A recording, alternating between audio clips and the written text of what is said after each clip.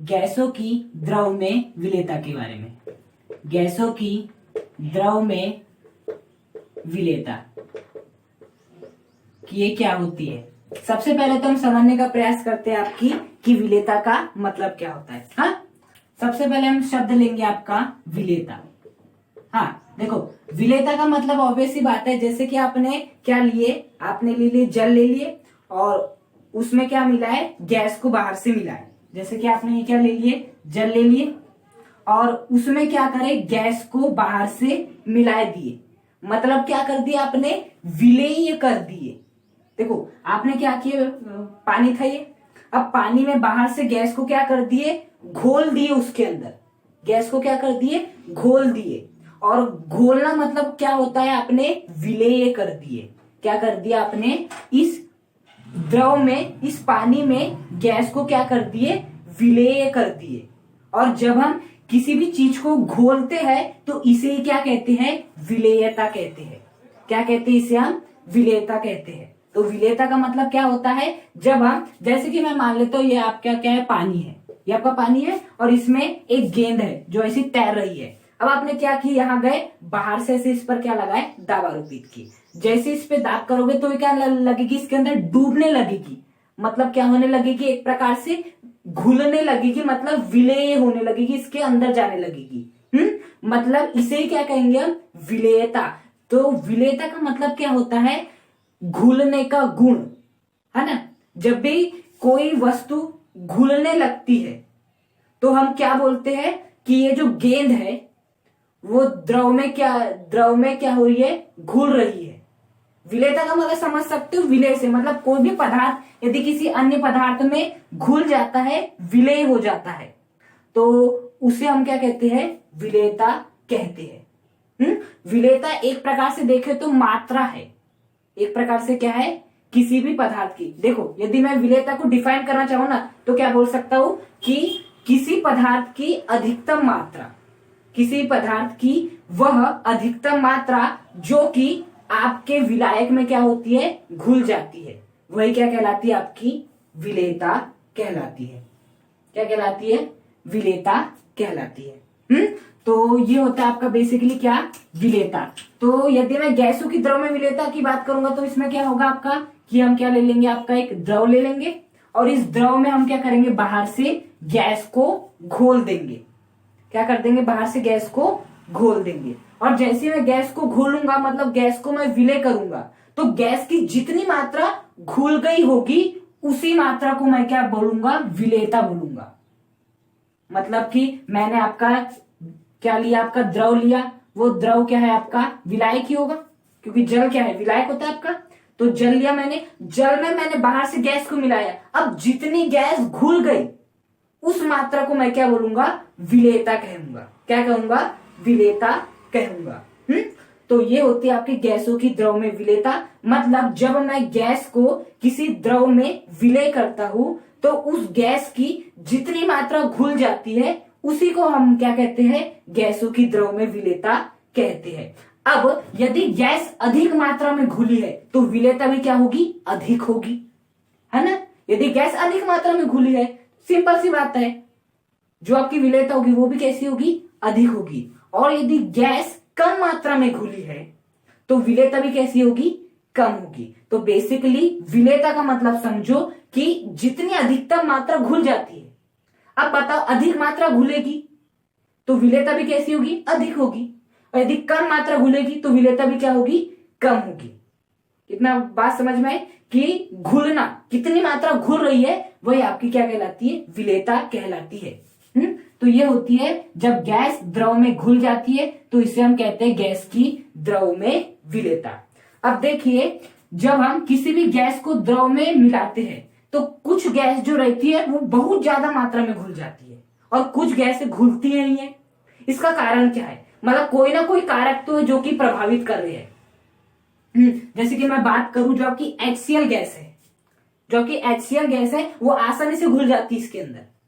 जो आपकी HCl gas है उसे यदि आपने जल में थोड़ा सा भी डाला ना तो फट से वो बहुत अधिक मात्रा में घुल जाती है। लेकिन यदि मैं वही O2 की बात करूं जो कि आपके पूरे वायुमंडल में उपस्थित है, उसे यदि मैं क्या करूं, यहां पर घोलने जाऊं तो ये उतने नहीं घुलेगी जितने की ये घुल जाती है। जैसे कि मैं बात करूं आपकी किसकी, NH3 की बात करूं, किसकी बात करूं मैं आपके NH3 की बात करूं, तो क्या होगा, यदि मैं NH3 को जाता हूं और यहां पर घोलता हूं तो ये बहुत ज्यादा मात्रा में घुल जाएगी, लेकिन O2 नहीं घुलने वाली। तो इसका कारण क्या है कि ये तो आसानी से घुल जा रही है गैस में, लेकिन ये नहीं घुल रही है। इसका मतलब ये देखो, ये अधिक मात्रा में इसमें घुल जा रही है, इसका मतलब है कि इनकी जो विलेयता है वो कैसी है, ज्यादा है, क्योंकि ये अधिक मात्रा में घुल गई, लेकिन ये कम मात्रा में घुलेगी। तो बेसिकली विलेयता का मतलब समझ में आया। अब हमें ये देखना है कि अधिक मात्रा में घुल गई ये दोनों गैसें, ये कम मात्रा में घुली। अब इसका कारण क्या है, मतलब कोई ना कोई तो कारक है जो कि प्रभावित कर रहे हैं। तो अब हम क्या देखने वाले हैं, गैसों की द्रव में विलेयता को प्रभावित करने वाले कारकों के बारे में, कि गैसों को द्रव में जब हम मिलाते हैं तो ऐसे कौन कौन से कारक है जो कि उसे क्या करते हैं, प्रभावित करते हैं। तो देखो, सबसे पहला कारक है आपका, सबसे पहला कारक है आपका गैस व द्रव की प्रकृति। सबसे पहला प्रकार क्या है आपका, गैस व द्रव की प्रकृति। अब देखना कैसा, ये मैंने क्या ले लिया आपका, H2O ले लिया, H2O मैंने ले लिया आपका। अब देखो, जैसे कि यदि मैं बात करूं H2O, जो H2O है वो कैसा यौगिक है आपका, ध्रुवीय यौगिक है। वो कैसा यौगिक है आपका, ध्रुवीय यौगिक है। ध्रुवीय यौगिक का मतलब क्या होता है, जैसे कि मैं HCl लिखता हूं, जैसे मैं क्या लिखता हूं, HCl लिखता हूं, तो H के ऊपर क्या रहता है, प्लस रहता है, Cl के ऊपर क्या रहता है, माइनस रहता है। तो ऐसे जो भी यौगिक जिनके ऊपर ऐसे प्लस माइनस लगे रहते हैं उन्हें कहते हैं ध्रुवीय यौगिक। ओके, तो उसी प्रकार से H2 भी क्या है आपका, ध्रुवीय यौगिक है। और हमेशा याद रखना, इस दुनिया में समान समान को घुलता है। अब बताओ, जो आपका HCl है वो भी क्या है आपका, ध्रुवीय है। H2 भी क्या है आपका, ध्रुवीय है। तो जैसे HCl यहां जाएगा वैसे H2 बोलेगा आजा आजा मेरे पास आजा, तू मेरे समान ही, मतलब कि उसे वो घोल लेगा। उसी प्रकार से जो NH3 है वो भी क्या है आपका, ध्रुवीय है। अब ये भी ध्रुवीय है, तो जैसे ही अंदर जाएगा H2, ये भी बोलेगा नहीं ये तो मेरा ही साथी है, ये भी ध्रुवीय है, तो तू भी आजा, मैं तुझे फर से खींच लूंगा।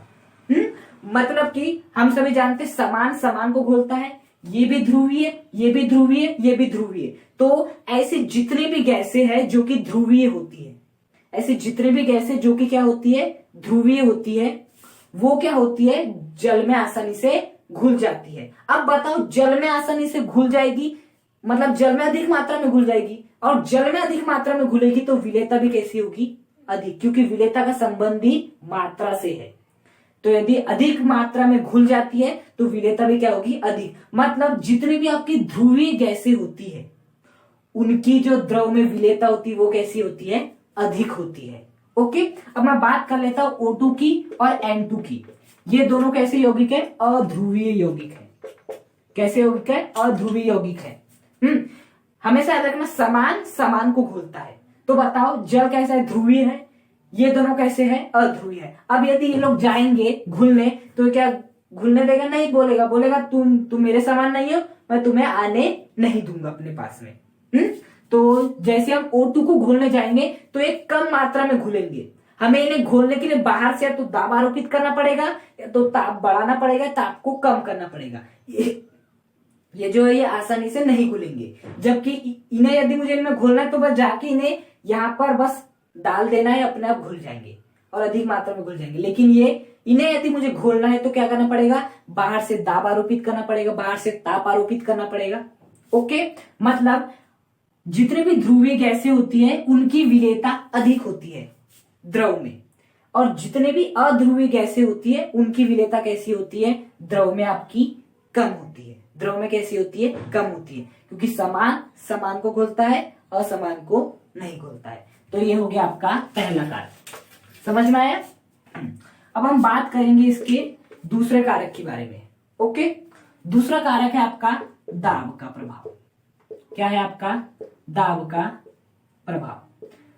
सिंपल सी बात है, जैसे कि मैं आपको एक एग्जाम्पल देता हूं। आपका ये आपका द्रव है और इस द्रव में क्या रखी है, एक गेंद रखी हुई है। गेंद क्या होगी, ऊपर ऐसे तैरते जाएगी। यदि आप बाहर से क्या करते हो, इस पर दाब आरोपित करते हो तो ये थोड़ा और अधिक मात्रा में अंदर चली जाएगी इतनी, लेकिन अभी बाहर रहेगी। और अधिक दाब आरोपित करते हो तो पूरी तरह क्या आ जाएगी, अंदर आ जाएगी। मतलब यदि आप दाब अधिक आरोपित करोगे तो ये गेंद क्या है, अधिक मात्रा में घुल जा रही है। उसी प्रकार से गैसों में भी होता है। हाँ, जैसे कि मैं मान लेता हूं एक गैस है आपकी N2 और एक गैस है आपकी O2।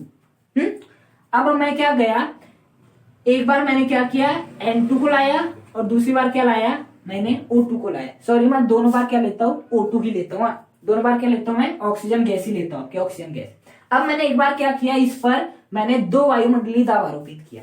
ऐसा मान लेता हूँ 2 नहीं 10, कितना आरोपित किया, 10 वायुमंडलीय दाब आरोपित किया।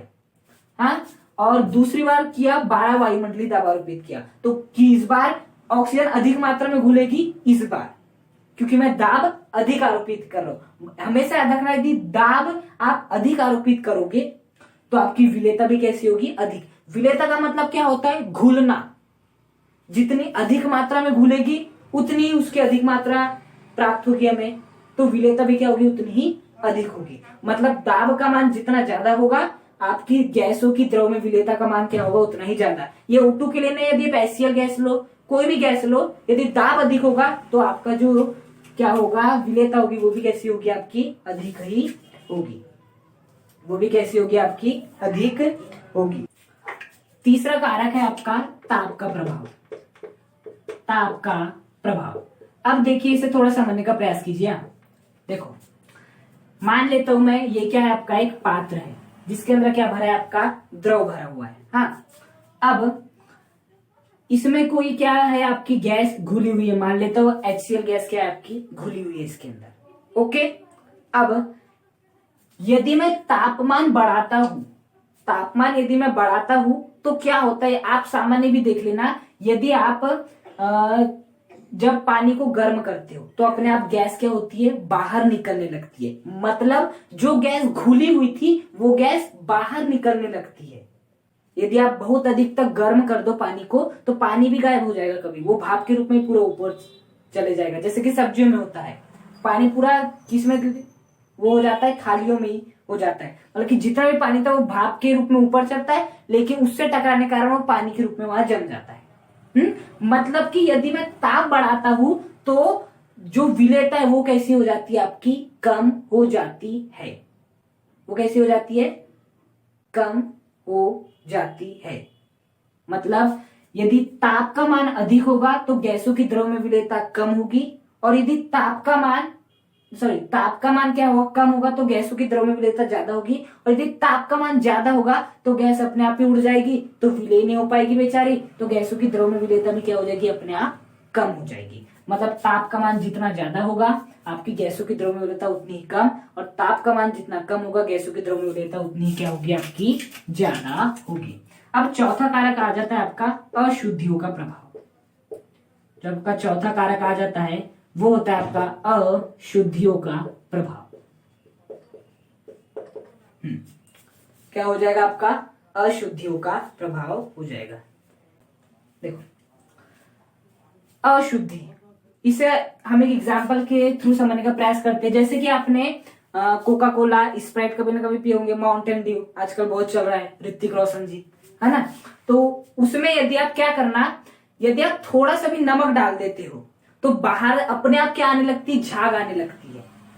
क्या आने लगती है, अपने आप बाहर झाग आने लगती है। चाहे तो आप प्रैक्टिकल भी कर सकते हो, जाना माउंटेन ड्यू लेना, जो भी लेना, और उसके अंदर क्या करना, नमक डालना, तो अपने आप जो झाग है ना वो बाहर आने लगेगी। वो झाग जो बाहर आती है ना, वो झाग नहीं रहती वास्तव में, वो आपकी गैस रहती है। वो भी कौन सी गैस रहती है, आपकी CO2 गैस रहती है। तो CO2 गैस बाहर आती है।